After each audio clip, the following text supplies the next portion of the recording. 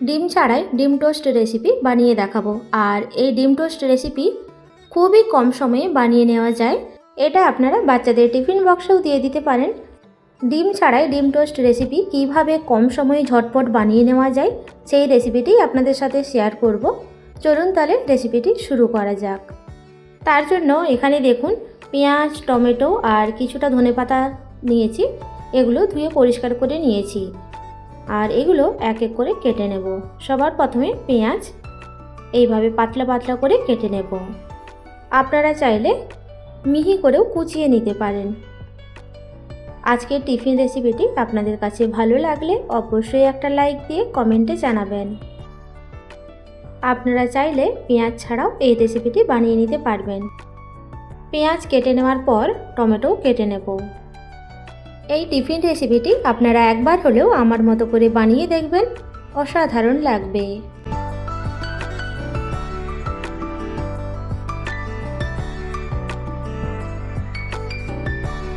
সমস্ত কিছু কেটে নেওয়া হয়ে গেলে এগুলো এবার সাইডে রেখে দেব। আর অপরদিকে একটা পাত্রের মধ্যে বেসন নিয়ে নিচ্ছি 3 চামচ, আর তার সাথে 2 চামচ টক দই দিয়ে দিলাম। টক দই দিয়ে দেওয়ার পর কেটে রাখা পেঁয়াজ, টমেটো আর ধনেপাতা দিয়ে দেব।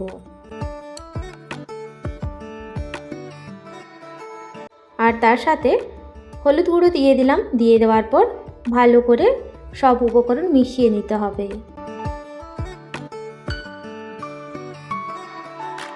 মিশিয়ে নেওয়ার পর এর মধ্যে জল দেব। আর জল একবারে দেব না, অল্প অল্প জল দিয়ে একটা মিশ্রণ বানিয়ে নিতে হবে। আর এই মিশ্রণটি বানানোর জন্য খুব একটা জলের প্রয়োজন হয় না, অল্প জল দিয়ে এই মিশ্রণটি বানিয়ে নিতে পারবেন। এখানে যেহেতু দই ব্যবহার করেছি আর দইয়ের মধ্যে এমনিতেই জল ভাব থাকে।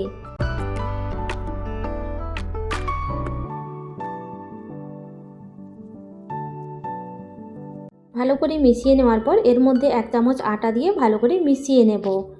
মিশিয়ে নেওয়ার পর এর মধ্যে চিলি ফ্লেক্স দিয়ে দেব আর তার সাথে ভাজা জিরার গুঁড়ো দিয়ে দেওয়ার পর আবারও ভালো করে সব কিছু মিশিয়ে নেব।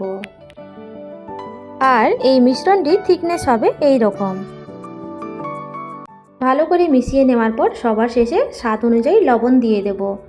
লবণ সবার শেষেই দেবেন, তা না হলে টক দই আর পেঁয়াজ থেকে জল ছাড়বে, সেই জন্য লবণটা সবার শেষেই দিতে হবে।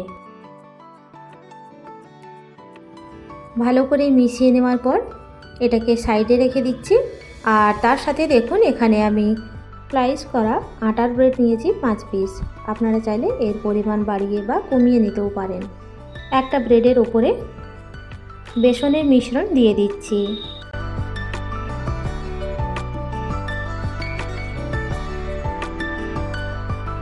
এইভাবে বাকি ব্রেডগুলো রেডি করে নেব।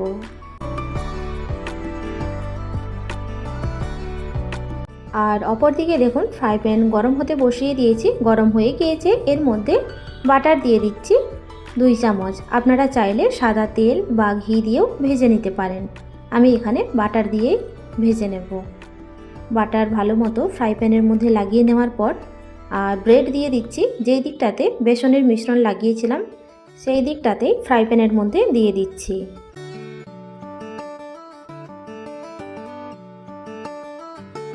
ব্রেডের ওপরের অংশেও বেসনের মিশ্রণ দিয়ে দেব। বাড়িতে থাকা কয়েকটি উপকরণ দিয়েই আপনারা ডিম ছাড়াই ডিম টোস্ট রেসিপি বানিয়ে নিতে পারবেন খুবই কম সময়ে। দুটো ব্রেডের মধ্যেই খুব সুন্দরভাবে বেসনের মিশ্রণ দিয়ে দিয়েছি। দিয়ে এটা ঢাকা দিয়ে রাখবো 2 থেকে 3 মিনিটের জন্য মিডিয়াম টু লো ফ্লেমে। 2 থেকে 3 মিনিট পর ঢাকনা সরিয়ে দিলাম আর এর ওপরে বাটার দিয়ে দিচ্ছি। বাটার দিয়ে দেওয়ার পর এটাকে উল্টে দিতে হবে।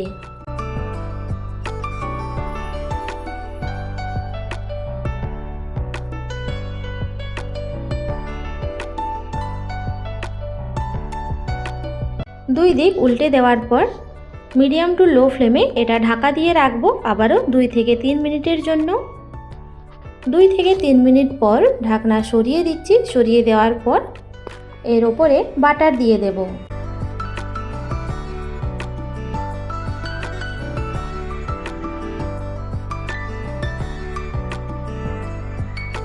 দুটো ব্রেড টোস্টের মধ্যে বাটার খুব সুন্দরভাবে লাগিয়ে নেওয়া হয়ে গেলে দুই দিক উল্টে পাল্টে ভেজে নিতে হবে।